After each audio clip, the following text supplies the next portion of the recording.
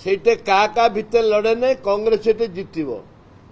ଯଦି ଭୋଟ ଚୋରି ନ ହବ ତାହେଲେ କଂଗ୍ରେସ ଜିତିବାଟା ନିଶ୍ଚିତ। ଭୋଟ ଚୋରି ହେଲେ କହିପାରିବୁନି।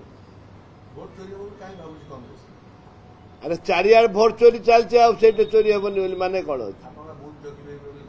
ଆମେ ବୁଥ ଜଗିବୁ, ସବୁ କିଛି ହବ, କିନ୍ତୁ ଭୋଟ ଚୋରି ସେ କିଏ କଣ କହିବ? ସେ ଭିତରେ ତ ତାଙ୍କର ଭୋଟ ଚୋରି ହଉଛି ନା, ଭିତରେ ଭୋଟ ଚୋରି ହଉଛି। ଯୋଉ ପେଢି ଆସୁଛି ଇଭିଏମ୍ ପେଢି, ତା ଭିତରେ ସେଟିଂ ହେଇକିରି ଭୋଟ ଚୋରି ହଉଛି।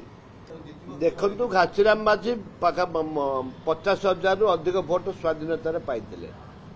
କଂଗ୍ରେସର ସେଇଟା କ୍ୟାଣ୍ଡିଡେଟ୍ 15,000 ପାଇଥିଲେ। 65,000 70,000 ଭୋଟ ଆମ ହାତରେ ଅଛି। ଆଉ ଆମେ ଜିତିବୁ ବୋଲି ଆଶା ପ୍ରକଟ କରୁଛୁ।